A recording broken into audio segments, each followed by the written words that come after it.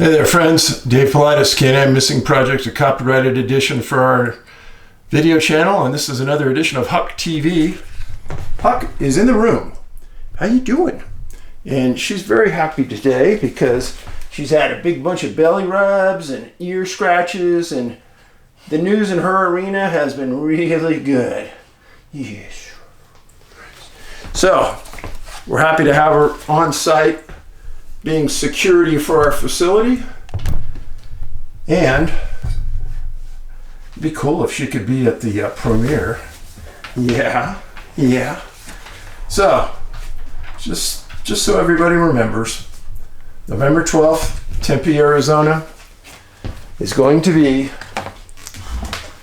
the premiere of our next documentary. And yes, that will be the biggest one probably I've ever done. And why do I say that?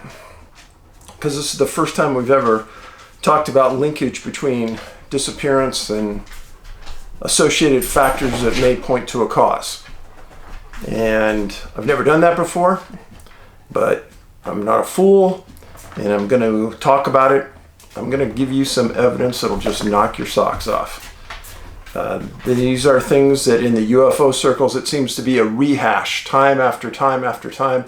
Same stories, same incidents, same theories. Nah, I don't do that. Oh,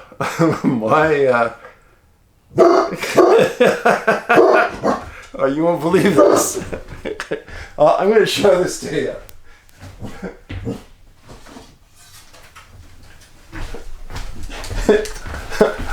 Oh, this is funny. This was on my shelf. And Huck saw it, and she did not like it. Somebody gave this to me a long time ago. She does not like this. It's the first time she's ever seen it. Hey, don't bite it. She's coming over to look at it.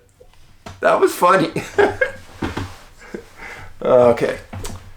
So, yeah. The premiere is going a different route, and had a series of people watch it that were part of the distribution system, and their feelings, they said it's way better than the first two. So, and I am in it a lot, and total was 8 states and 2 countries it was filmed in. It was a 3+ year effort, and it took its toll on me and my family. I'll say that. But we're going to talk about missing people. And today, got some really interesting cases for you. But let's get to the letters first. Hey Dave, congratulations on completing your 3rd documentary. As an avid reader of your books, I especially look forward to your Missing 411 filmed content. I attended the premiere for Missing 411 that you held in Denver back in 2017 and had a great time. Everyone was friendly, and you had an important guest like Alan Atadero. It was great meeting you, Alan, and Ben. So Alan's case, where he lost his son Jaryd, was highlighted in that film. Just the title of it's Missing 411, and you can watch it for free. If you look under this video, you're going to see a link. If you're on Tubi, I think you can watch it for free still. I will always look back fondly to my time spent talking with Ben. It was such a big night for your family. Yeah, it was.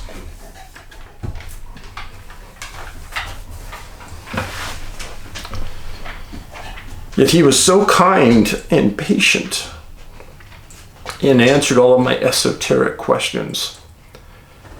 It was fascinating to get to talk to a film creator, and he shared some of the behind-the-scenes challenges bringing your work to the film media. I felt like I had known him for years, but we only talked a few minutes. He was that kind of guy. So sorry for your loss. Fast forward about a year or so back in Oregon, and my stepdaughter and I had attended a meet and greet with the Southern Oregon Search and Rescue Team. A very nice lady showed up to an empty room. An empty room. She discussed all aspects of what they do, the time commitment, training, expensive equipment involved. She also discussed their many successes finding people in the woods. Since we had the meeting all to ourselves, I waited for the best time in the discussion and went for broke and brought up the subject of Crater Lake and missing 411. I would have, I think. While she had not heard of your work, she did know of the Sammy Belkey case from your first book and documentary, which she said was very interesting. She agreed that the Belkey case was a puzzle and said that SAR teams actually go back through the terrain where he was last seen as part of their training. I'm not sure if this is common with other cases as other jurisdictions, but it's very encouraging to know that SAR teams are going back through the area over and over again, looking for clues to what happened to Sammy. While nothing new for Sammy has turned up in these training search and rescue exercises, it will still help these cases current with the ever-changing park staff and search and rescue volunteers.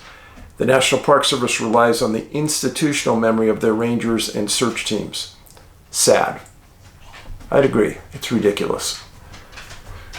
It was also very sad that we were the only ones to attend the meeting. We talked about other ways that SAR could get the word out to the community. I hope to one day become a search and rescue volunteer. I do want to do my part to bring closure to these hurting families. Wishing you and your family the best. It is very sad that more people don't volunteer their time. I know a lot of volunteer or retired law enforcement that aren't doing anything. And it would be a great thing to do, as it benefits families that are in great need to find their loved ones. And you do have to be in pretty good shape because you're going to be putting on a lot of miles. And you need to have those boots broken in, and in some instances you need to go to search and rescue classes and become certified. It depends on the search and rescue group. But it's people like you and me that do 95% of all the searching in the United States. It's not law enforcement, it's not park rangers, it's you and me. They may supervise it, but it's you and me that are pounding the ground looking for people. And just because nobody showed up, that doesn't mean it's not an important task, and I applaud anybody that goes out there to do it. And Ben, that first movie where Ben directed, it was a big night for my family. Everyone was very happy, applauded all the hard work that went into it. Ben was very gracious, and I'll always have great memories of that night. And a lot of it is because all of you, the people that attended, came up and talked to us and applauded the effort. It's really the first time that any effort has been made along the lines of trying to understand missing people. And I think that gets lost on a lot.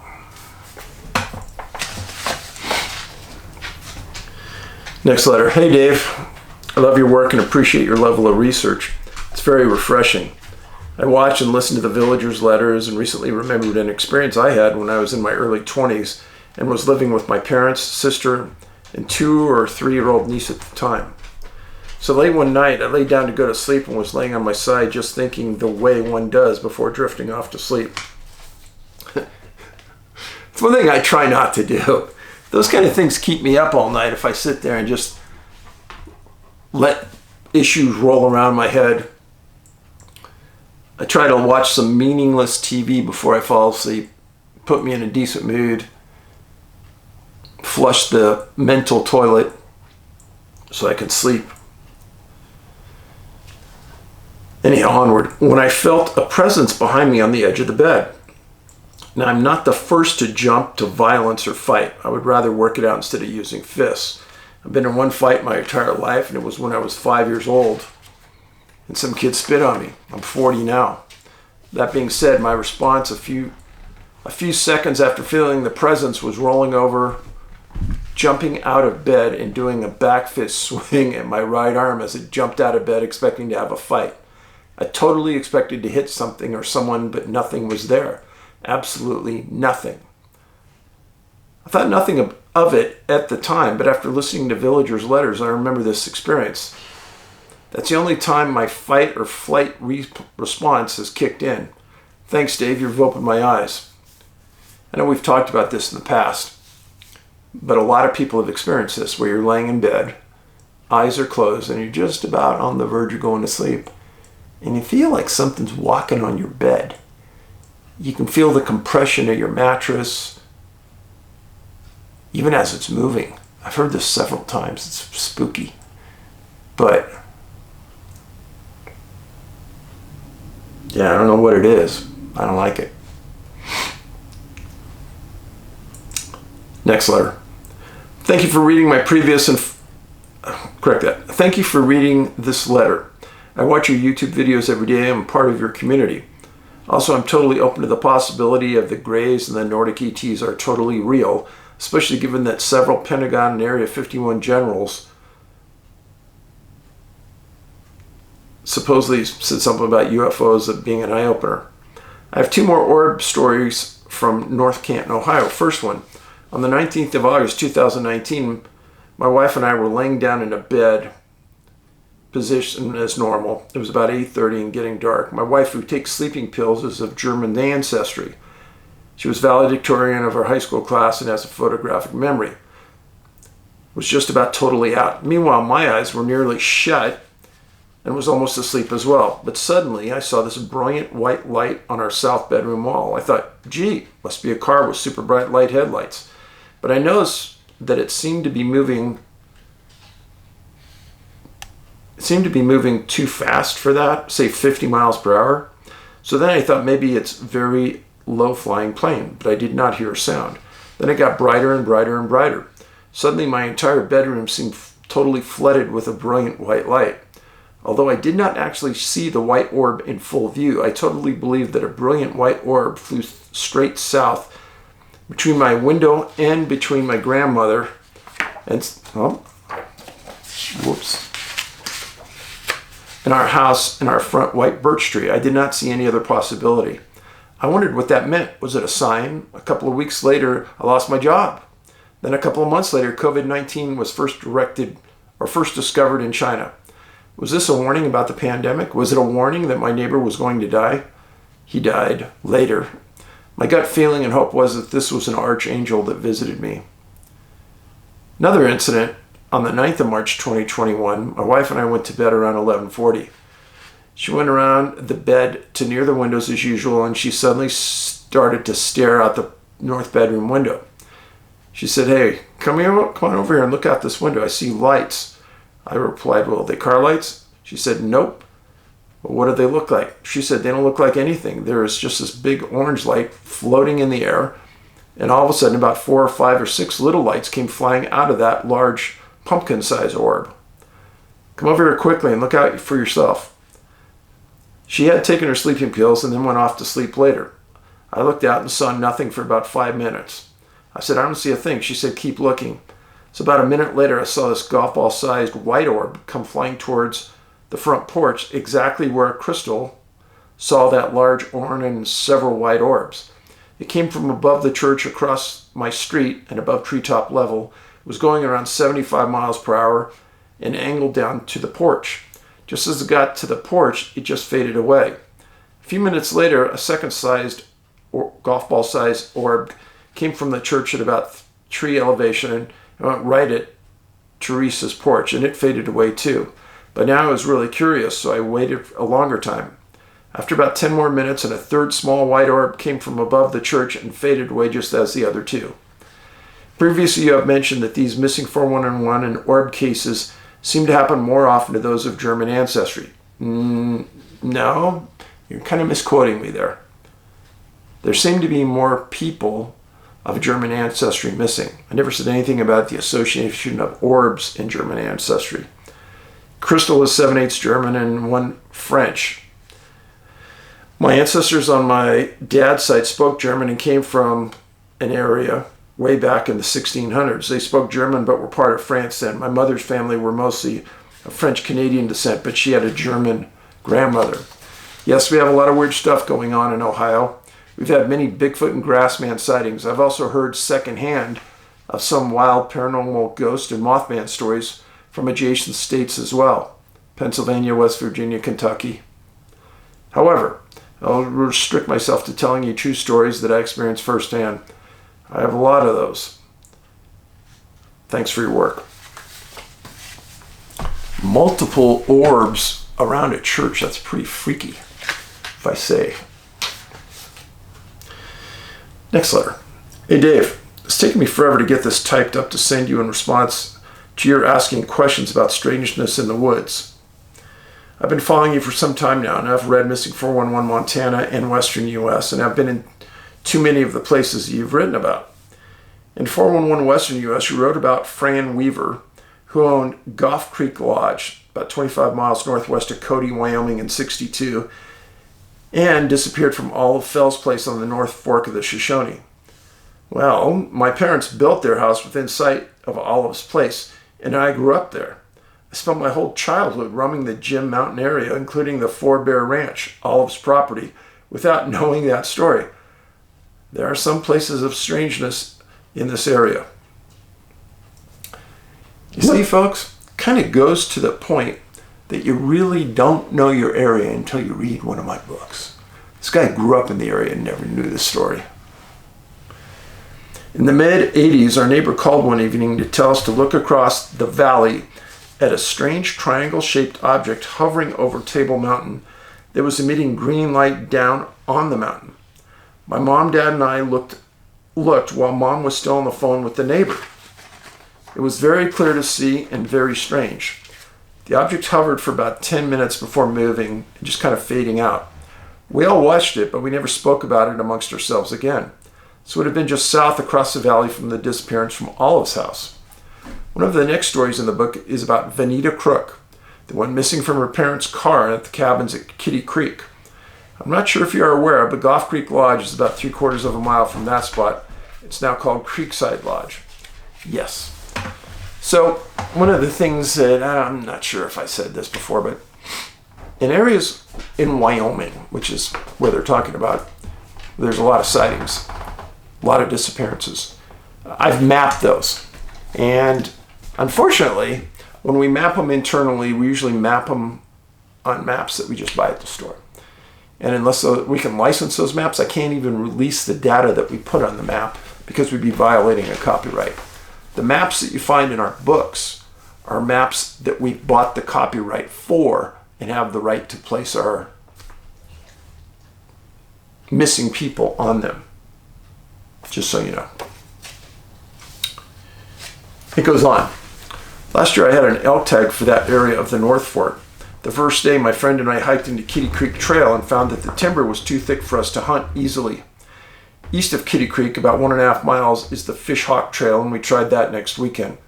We crossed one grizzly sow and cub in Kitty Creek, but there were many more in the Fish Hawk, so we were going slow and careful on the way in.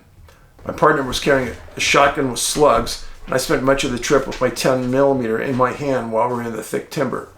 At one point I slipped and nearly fell because I stepped on a big pile of warm scat. So needless to say, we were alert. Well, that's very good to hear, because in that area of Wyoming, there are a lot of grizzly bears, and you better be paying attention. About 3 miles back in thick timber, we started hearing something ahead of us that neither could ID. It was a strange growl, low, extremely loud, long, with crackling noises from the timber.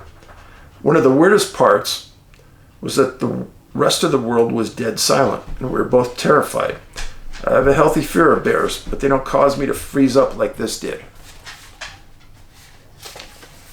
Well, I can tell you that there's a lot of strange things in the woods. A lot of people claim to have heard a mountain lion squeal, but most haven't. And I can guarantee that if you hear one of those, it's going to freak you out. And if you look up mountain lion squeal, mountain lion cry, and you listen to it on the web, it's weird. Anyhow, The noise moved up from in front of us to a spot a couple 100 yards to our left and behind us in a matter of 2 minutes, but it made no sound getting there through the deadfall and underbrush. And there's a key, folks. When you're in an area with a lot of deadfall and a lot of brush, I don't care what it is, nothing is going to move through there without making noise. And bears go through rough, tumble, loud. They don't care. You can hear oh, you like my poster, Huck? Yeah. If you have a bear going through that area, you're going to hear it coming 100 yards away. While the growl had been silent, we had been whispering about what to do next. The more crackling and noise from the spot now behind us, I decided we should continue up the trail, which would now have us moving away from this thing. As soon as we started moving, there was a really loud whoop from behind us. I could not have mimicked that pitch or the volume of the whoop. We hiked out of there fast.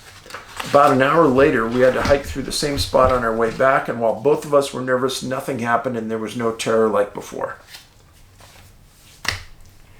I'm going to tell you this.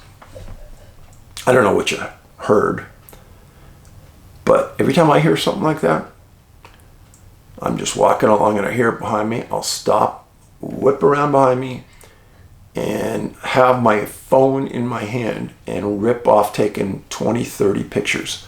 Click, click, click, click, click, click, as fast as I can. I've got some pretty weird things on those cameras. The point being is that a lot of what you hear in the woods, you won't be able to see in the woods. Try it.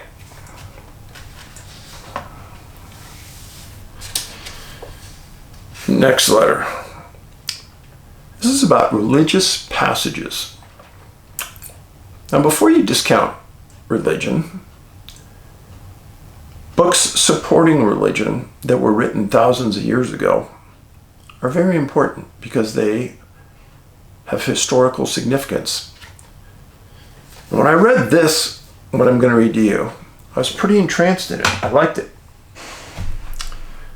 Not because I'm saying it's true, I'm saying that because it was written years and years ago,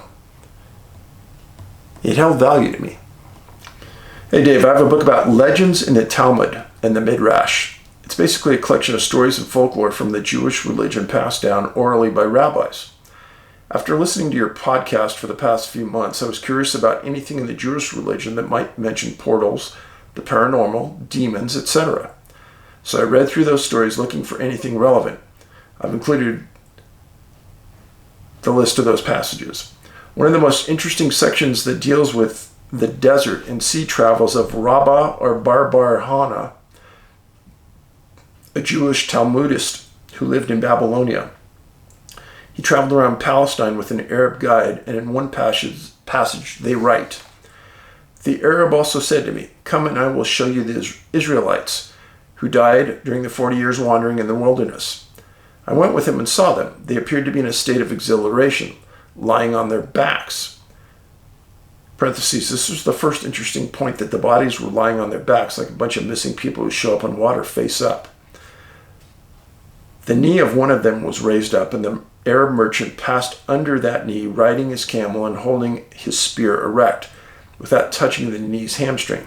Second interesting point is that the passage is describing giants, where the Arab is able to ride a camel under the knee. End of parentheses. Rabbah Bar Hana snips a piece of the dead giant's purple cloak, and the Arab scolds him and says that they can't move on until the Rabbah returns it, saying, quote, "We have a tradition that he who takes anything from them cannot move from this place." Parentheses. Another interesting concept, which is mimicked in other folklore and stories of sacred sites and the superstition that it must not be disturbed. Later, the Arab shows him, quote, "the spot where heaven and earth kiss each other," end of quotes. This is where it's very interesting, specifically regarding the missing 411 phenom. He writes, quote, "I went and saw the heaven was provided with ever so many windows. So I took my basket, parentheses, which contained my food, end of parentheses, and put it into a window in heaven. When I finished my tefillah, I looked for the basket, but it did not find it. So I asked, quote, 'Are there thieves here?' End of quotes. The Arab replied, quote, Heaven is a revolving wheel. Wait until tomorrow and you will find the basket coming back. End of quotes. I find this fascinating, and it totally reminded me of Missing 411 and how the bodies are found in areas that were searched numerous times. I love it when villagers pay attention and remember what they read or what I've said. That's why I like this. I believe there are dimensions in space around us that we cannot see. Perhaps these cluster zones are areas where, quote, heaven and earth kiss each other, end of quotes. Areas where these windows into heaven exist. What if these windows are open at times or become visible or accessible for short periods, seconds, or moments? What would happen if a person was walking and suddenly came upon these windows or walked right into one? Would they pass into a different dimension or portal or heaven? Maybe some are spit back out later, like the revolving door idea. What if some souls can survive the journey while others become deceased? If there is a dimension called heaven, would angels and demons inhabit that space? Could this explain the cryptid Sasquatch testimonies of them coming out of portals? Another passage discusses God's creations and writes, quote, higher importance than man, he created ministering angels who are able to go from one end of the world to the other, whereas man cannot, end of quotes. It also describes humans as having three similar traits to ministering angels. Quote, they have understanding like the ministering angels. They walk erect like the ministering angels. They can use the sacred tongue like the ministering angels, end of quotes. I thought it interesting that the angels were described as walking erect and also described as being able to, quote, go from one end of the world to the other, end of quotes. It reminds me of UFOs and orbs that can travel at high speeds and move from one point to the next in a short period of time.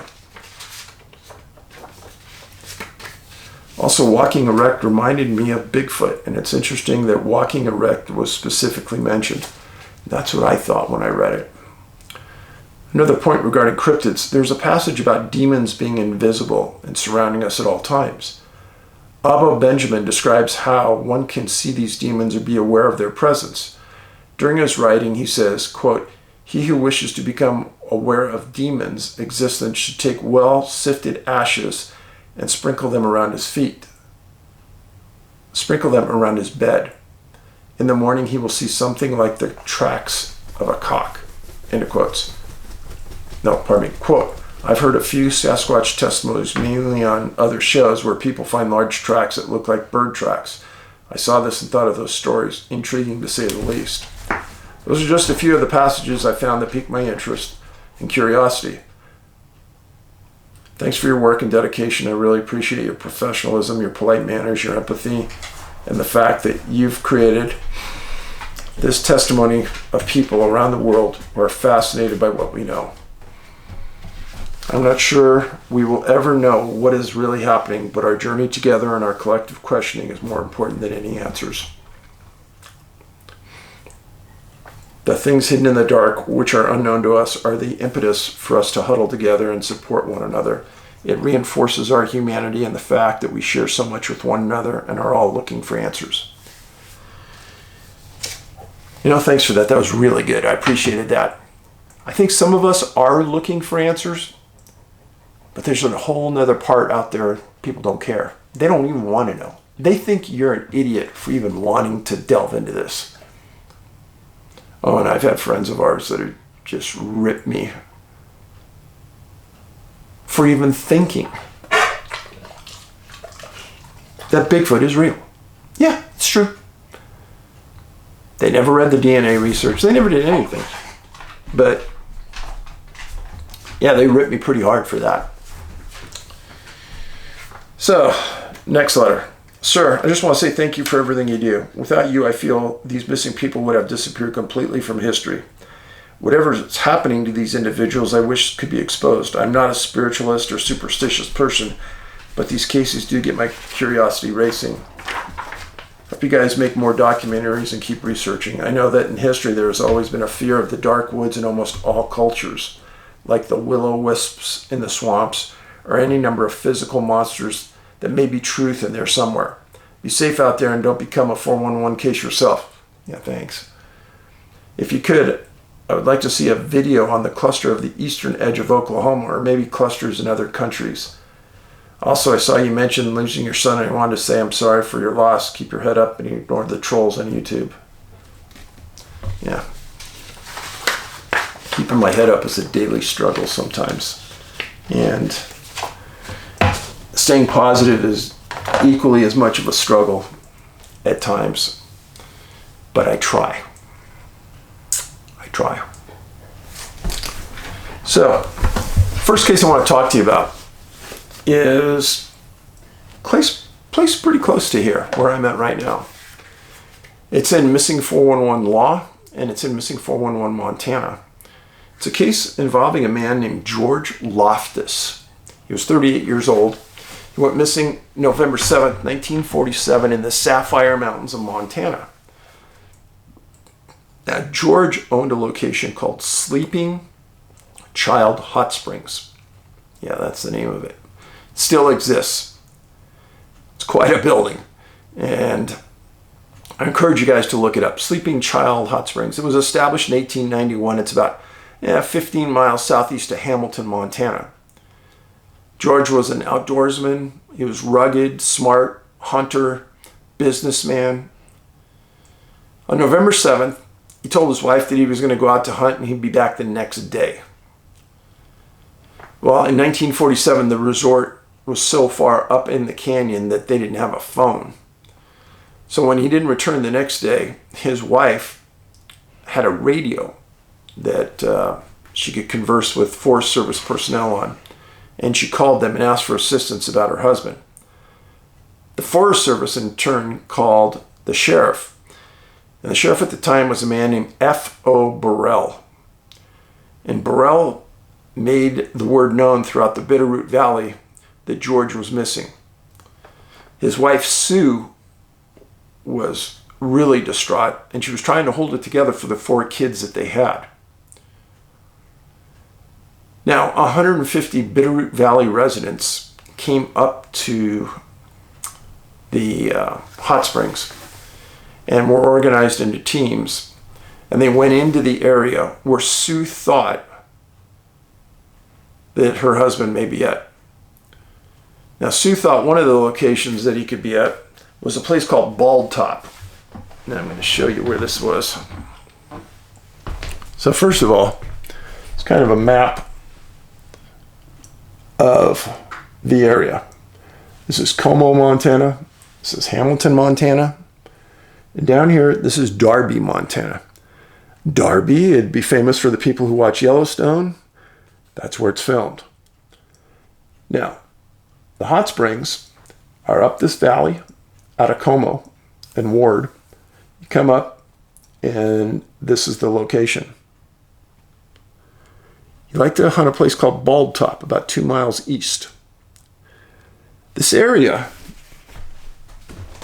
I know a little bit about it because it's pretty famous for elk hunting. And a lot of elk and deer in the area, but the mountains are not easy walking. Yeah, 2 air miles, it'd probably be about 10 miles up and down mountains in crazy conditions to get there. So George was in good shape. They organized a search, and for 5 days, they cover these mountains. And they brought in different groups of people because people all own businesses, they got to go to work. So a couple people came in for a couple days, they went home, new people came in, they started again.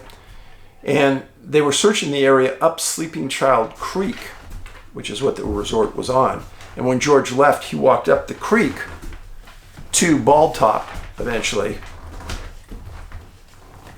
looking for deer and elk. Now, that area doesn't have a lot of hunters, doesn't have a lot going on. In 1947, in November, there would have been hardly anybody back there because George's business was all the way at the head of that valley. So after 6 days of intensive searching, they gave up. Well, George's dad, Andrew, put up $500, which was an enormous amount of money then, to people to go out and find his son's body.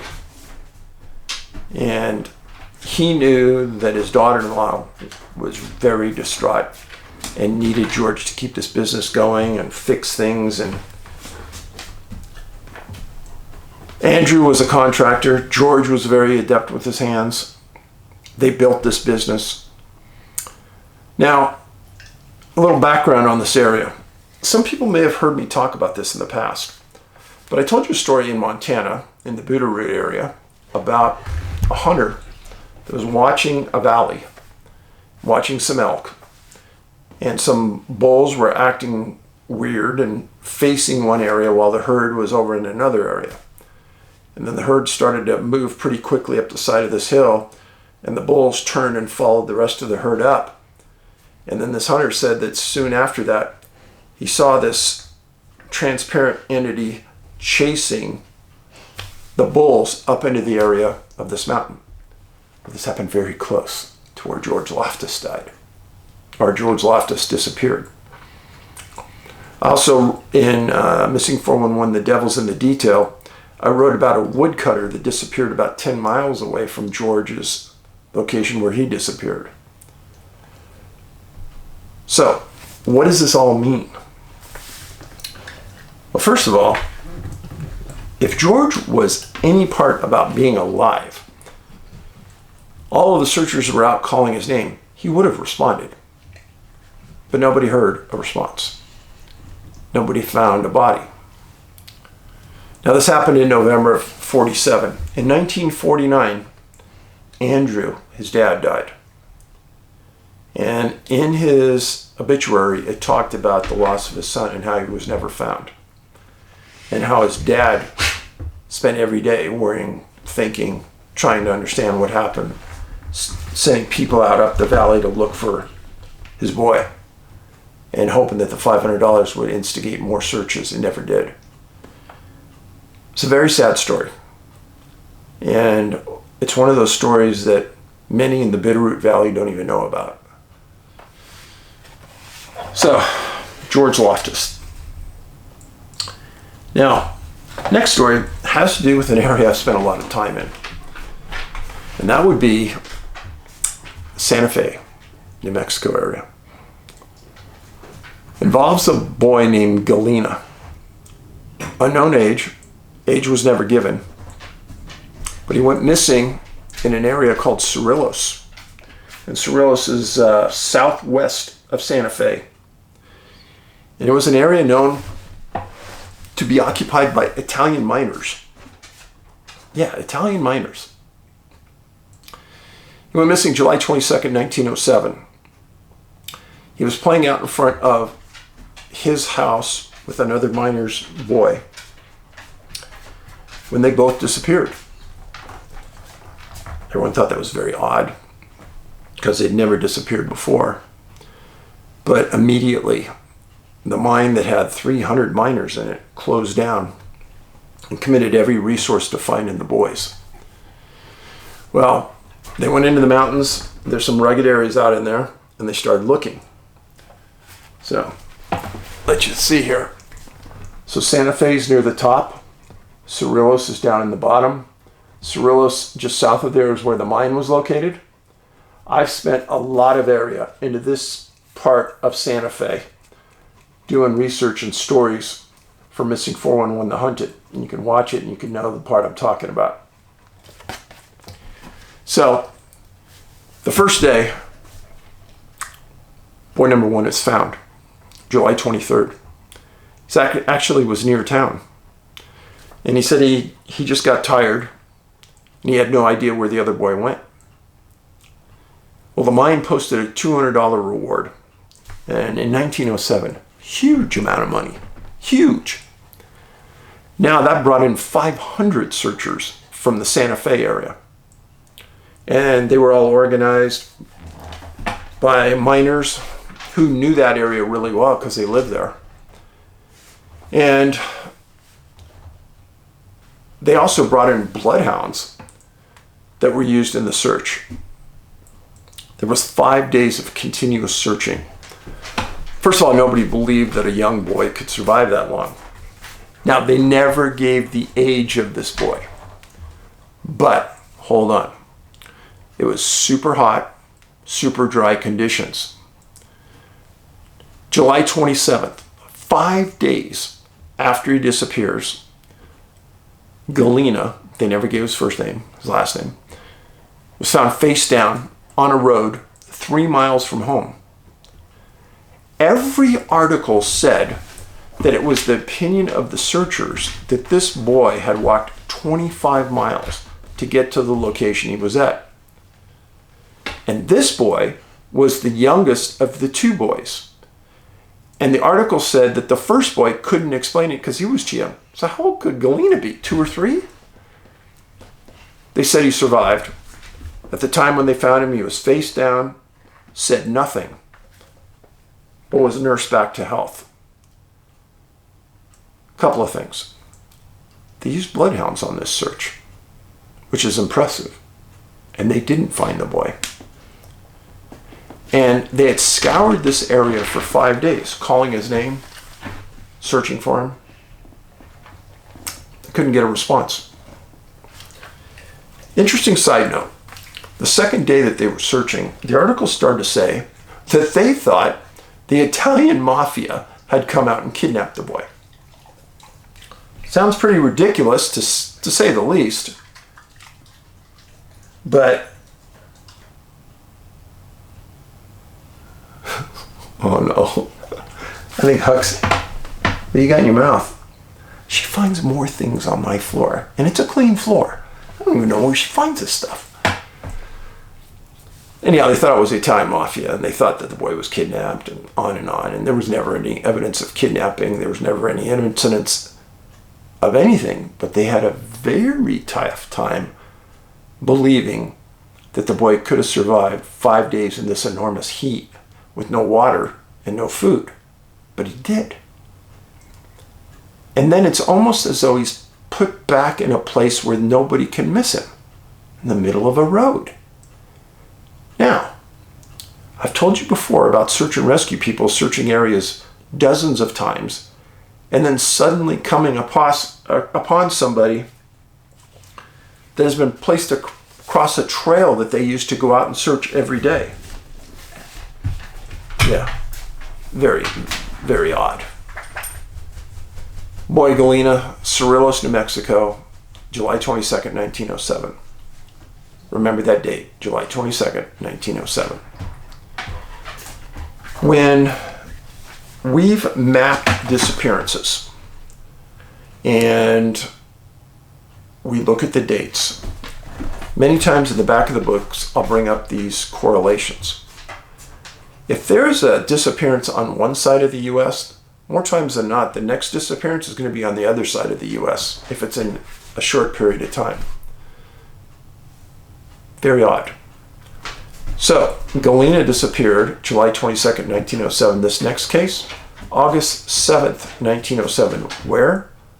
Washington, D.C. Yeah. A case that I doubt you've ever heard about. Hey, no, stop eating my floor. I swear, every time I'm in the middle of something talking to you, it's like she knows, hey, get out of there.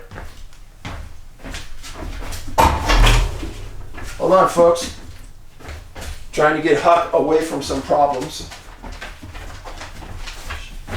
Boy, dog caused me problems. Doesn't she know this is a big-time newscast about missing people? What's wrong with my dog?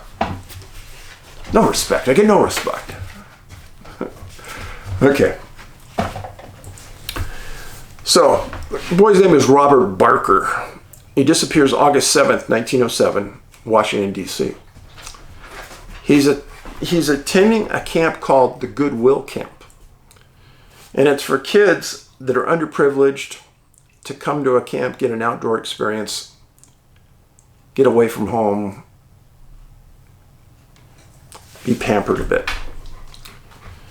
Well, Robert arrives in camp with a series of other kids, and soon after that he just disappears, which everyone at the camp said was odd because it's never happened before. They described the mother as being very poor and frail and not having a husband. The husband left her alone with Robert. Robert was 3 years old. Now, after they realized he was gone, counselors searched, couldn't find him. And they started to scour the area of Rock Creek Park, which is about 3 miles from the White House. Now, they searched all that night. They couldn't find him, so they called the police. The police get there, and right away, they see that this is mostly going to be in the wilderness, not in the city. And they call the cavalry. So 10 police officers search all night, hollering, yelling out Robert's name, getting no answer. They described the area as flush with blackberries. Lots of food, lots of water. Now, where is this exactly? So, this is a map today of Washington, D.C. It's the Potomac River. This is the White House. And this is the park. And the camp was right in this area. About 3.5 miles from the White House, the way a crow flies. So, they called the cavalry in from a place called Fort Myer, about 10 miles away. They called them on the 8th. Thunderstorms and rain goes on all night.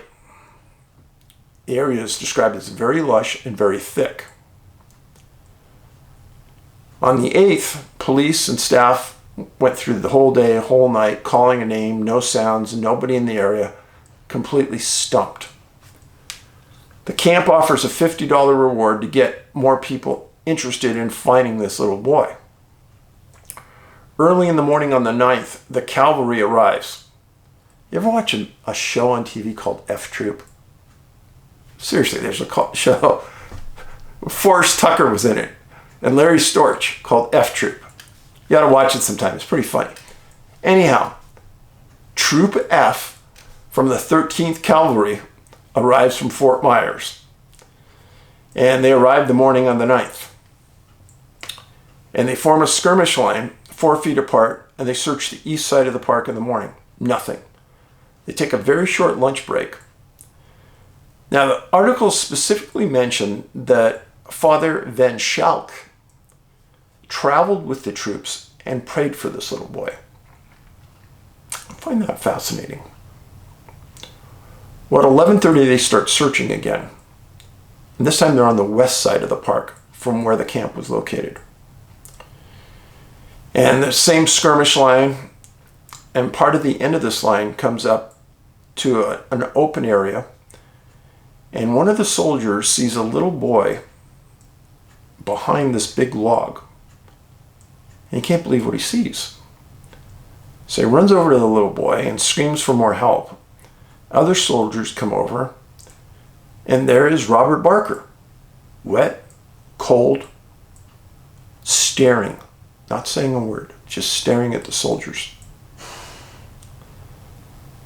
Article stated that they found him a 1/4 mile from camp and 60 feet off the main trail to the camp pool.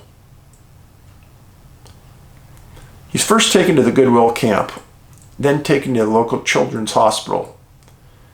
They stated that his left arm was completely stiff when they found him, and they couldn't understand that.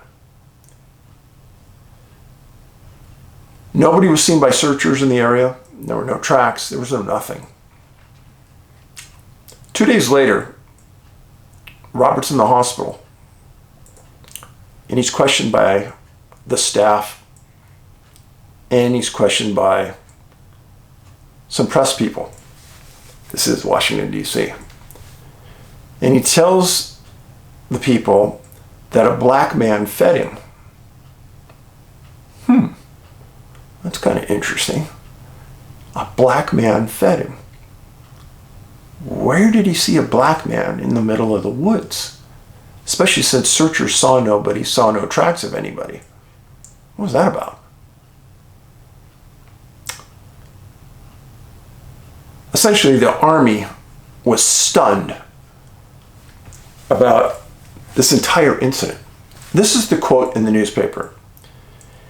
"It's a mystery how the child managed to wander away and become lost from the midst of such a large crowd, and how the search for him went so long unrewarded. It's a mystery.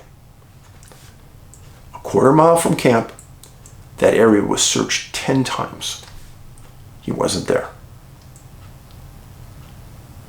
Now, they said that when they found him, his clothes were wet, he was dirty. Okay. It had rained the night before, thunderstorms, heavy torrential rains. What happened? Did he get some water? If some black man fed him, how did the black man get in and get out without ever being seen by searchers? Why didn't Robert respond to the calls of the searchers when they were out looking for him? This is the best picture I could find for Robert. When he was later interviewed back at the hospital, he spent 3 or 4 days. They said he had a fever, he was dirty, but he had no bruises, and he was in essentially really good health, which is odd. I just have to think. I go back to Father Van Schalk, who prayed that they would find the boy. Did that have any bearing on this? Because I did not know that the cavalry traveled with a member of any religious body. Find it strange. Now, the Goodwill Camp also said that they felt Robert had a harrowing experience. And rather than a 2-week stay at the camp, they were going to offer the parents 4 weeks so the boy could recover. He stayed at the hospital a week. He did have a fever. Remember the left arm issue? Fever came down. They never mentioned the left arm again in any articles. A stiff left arm, I think, is an interesting thing to mention. I've never heard of that. One of the articles said maybe he was sleeping on that arm. But even if you're sleeping on your arm, it wouldn't be stiff. Maybe numb. You may have hit your funny bone, but stiff? It's a little strange. So remember, Robert Barker disappeared August 7th, 1907. And Guilena disappeared July 22nd, 1907. So, 16 days between those disappearances. It's not much, folks. Lots of similarities here on those cases. And both young boys. And my guess on Guilena is that he was about 3 as well. And we have a lot of cases of 3-year-olds that have traveled phenomenal distances. If you're a parent, you know your son or daughter at 3 years old is not going to walk 25 miles. Ever. And once you have that epiphany, then you'll understand how strange some of these stories were. I appreciate you being here. Please, November 12th, premiere, Tempe, Arizona. If you can be there, it'll be an epic night. Great catered meal and some great conversation and a great movie. So, how can I say adios, safe travels, be your conscious, let the conscious be your guide in life.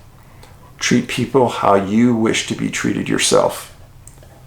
Remember to smile. A smile costs nothing.